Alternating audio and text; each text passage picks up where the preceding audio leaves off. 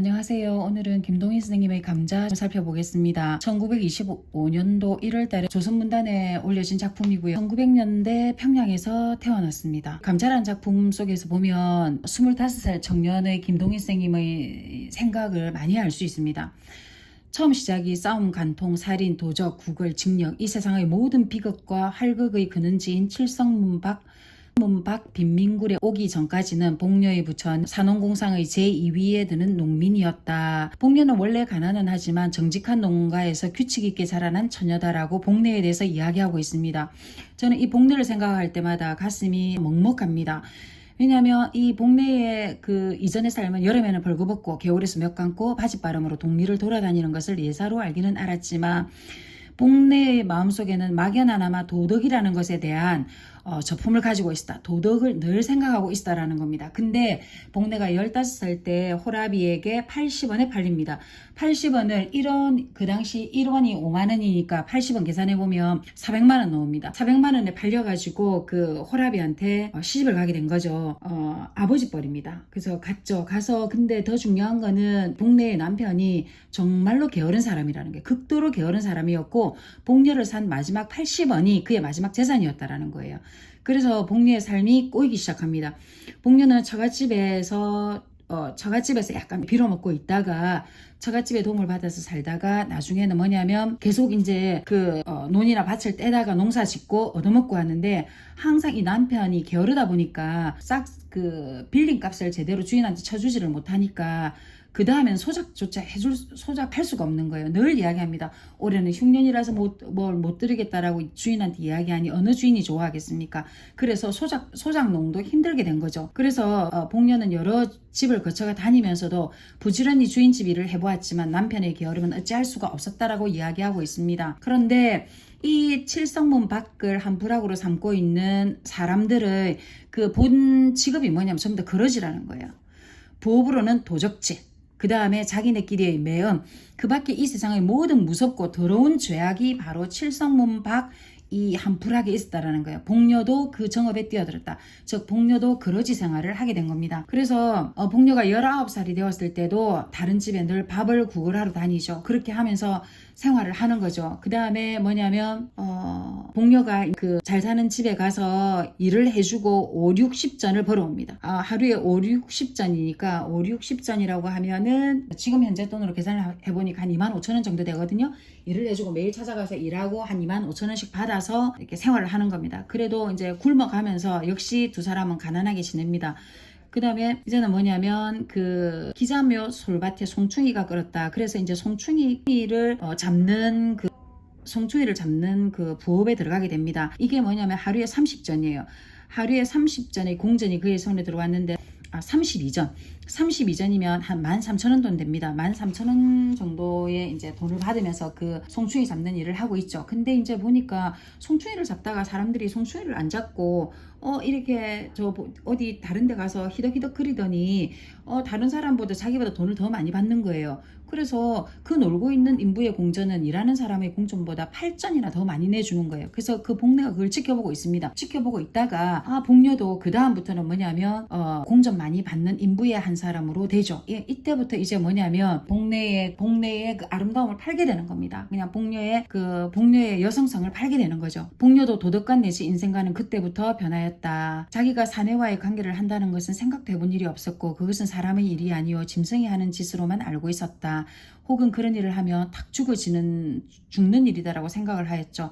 그런데 뭐냐면 바뀌게 되는 겁니다. 그렇게 하고 나서부터 복녀는 얼굴에 분도하게 되고 분도칠하게 되고 이제 더더욱 그런 일에 이제 흔쾌히 나가게 되게 되는 거죠. 그렇게 하다가 가을이 와가지고 칠성문 밖 빈민굴의 여인들은 가을이 되면 중국인의 채마밭에 가서 감자나 고구마나 배추를 도둑질하러 밤에 바구니를 가지고 갑니다. 복녀도 거기서 고구마나 감자를 도둑질해 왔죠. 그러니까 1925년대에 빈민굴에 사는 사람들이 삶이 어땠는지를 여실히 보여주고 있습니다. 그날 밤도 복녀는 이제 그 감자를 한 바구니 캐가지고 도둑질해가지고 돌아오는데 그만 그 소작인 중국인 왕서방을 만나게 됩니다. 근데 왕서방하고 그날 거기서 그냥 관계를 하고 말죠. 그렇게 하고 나서 복녀가 얼마를 받냐면 4만원을 받게 됩니다. 1원이 5만원이니까 3원을 받으니까 15만원인 거예요. 그때부터 복녀는 왕서방에게 매달리게 됩니다. 그렇게 하면서 복녀의 인생이 완전히 바뀌죠. 이제 수시로 그 복녀가 왕서방을 찾아가거나 왕서방이 심지어는 뭐냐면 복녀의 집까지 찾아오게 됩니다.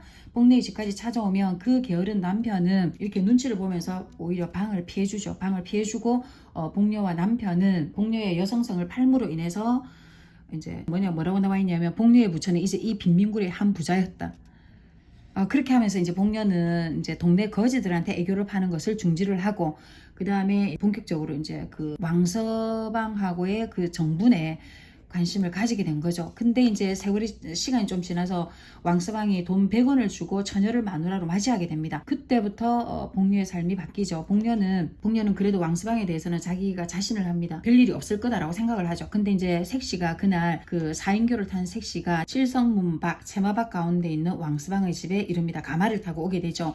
그때 이제 밤이 깊도록 잔치를 하고 있는데 그 첫날 밤을 지내기도 전에 그 복녀는 얼굴에 분칠을 하얗게 하고는 그 왕서방을 찾아갑니다. 왕서방을 찾아가서 자기 집에 가자고 이야기하죠. 근데 첫날 밤을 치러야 될 왕서방은 그러자 복녀가 바뀌게 되는, 복녀는 이 순간에 복녀는 무슨 생각을 했을까를 제가 한참을 너무 많이 복녀가 무슨 생각을 했을까 가슴이 참 아련한데 그 왕서방하고 밀고 당기고 하다가 이제 복녀의 손에 이제 어느 순간 왕서방이 강력하게 안 간다고 하니까 손에 낫을 들게 되죠. 이렇게 하다가 복녀가 낫을 들고 이 떼놈 죽어라, 중국놈 죽어라 이렇게 하려고 할 때 그 낫이 어느덧 왕서방의 손에 다시 가게 됩니다. 왕서방의 손에 가서 왕서방이 그만 복녀의 목을 치게 되죠. 그래서 그는 목을 놓고 쳐 울면서 낫을 휘둘렀다. 그래서 복녀의 손에 들려있던 낫은 어느덧 왕서방의 손으로 넘어가고 복녀는 목으로 피를 쏟으면서 그 자리에 꼬꾸라져 있었죠. 근데 복녀가 죽은 지 3일이 지나도록 송장은 왕서방의 집에 그대로 있고 무덤으로 가지 못했습니다. 그렇게 하고 밤중에 복녀의 시체가 왕서방의 집에서 남편의 집으로 이제 옮겨지게 되죠. 그리고 그 시체 옆에는 세 사람이 모이게 됩니다. 한 사람은 복녀의 남편이고 한 사람은 왕서방이고 또 한 사람은 어떤 한방 의사입니다.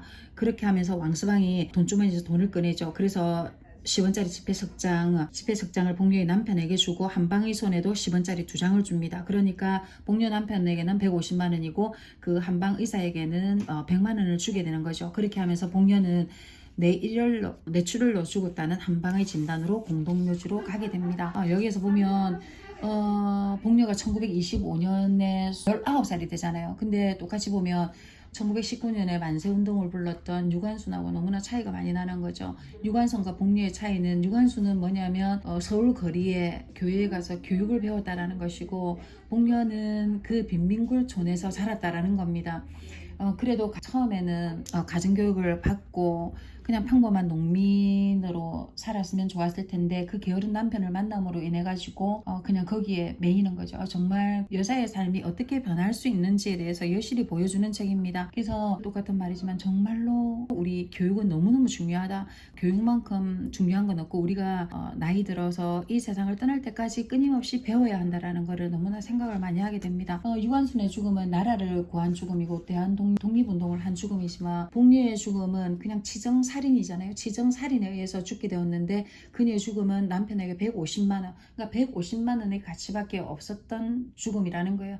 똑같이 사람이 태어나서 살다가 죽는데 유관순의 죽음과 동시대를 살았던 유관순의 죽음과 복녀의 삶이 너무나 다르고, 그 다음에 김동인 작품에 겨우 눈을 뜰 때, 그때 거기에서 금패의 죽음과 비교해 볼 때 참 우리가 태어나는 것은 우리 마음대로 태어날 수 없지만 죽는 것을 우리가 만약에 선택할 수 있다라면 정말로 값지고 고귀한 삶을 살아야 되겠다라고 생각합니다.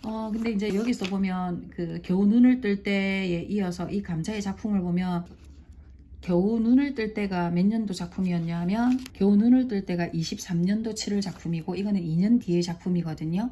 25년 1월이니까 김동인 선생님의 머릿속에는 여전히 그 일제치하에 정말로 교육 없이 그냥 막 살고 있는 사람들, 빈민촌가의 사람들과 남자들과 아낙네의 삶을 너무나 여실히 잘 보여주고 있고, 그 일본 유학까지 다녀온 김동인 선생님의 삶도 그냥 여기에 머물러 있었다라고 보입니다. 좀 치열한 치열한 삶의 흔적이지만 여하튼 삶에 어떻게 하지를 못하고 삶에 어떻게 대항하지 못하고 그냥 살았다라고 보여집니다. 왜냐하면 김동인 선생님은 51년도에 51살의 나이로 죽게 되지만 이때도 뭐냐면 그 김동인 선생님은 빈곤과 불면증, 정신 착란 증세로 고통받다가 51년도 1월에 세상을 떠났다라고 이야기하고 있거든요.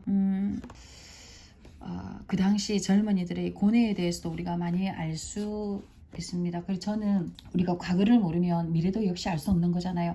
그래서 역시 우리나라의 고전은 우리 아이들이나 우리가 꼭 반드시 읽고 새겨야 되고 소통할 수 있는 자리이기 때문에 우리가 읽고 꼭 기억해야 한다라고 생각하고 있습니다. 이게 감자에 나오는 복료를 통해서 저는 다시 한 번 더 여성들의 교육과 우리 자녀들의 교육과 우리 평범한 동네 아줌마들의 그 삶에 있어서 교육이 얼마나 중요한 것인지에 대해서 깨닫고 있습니다. 그리고 교육을 시켜준 모든 부모님들께 감사하다는 말씀 전하고 싶습니다. 이상입니다.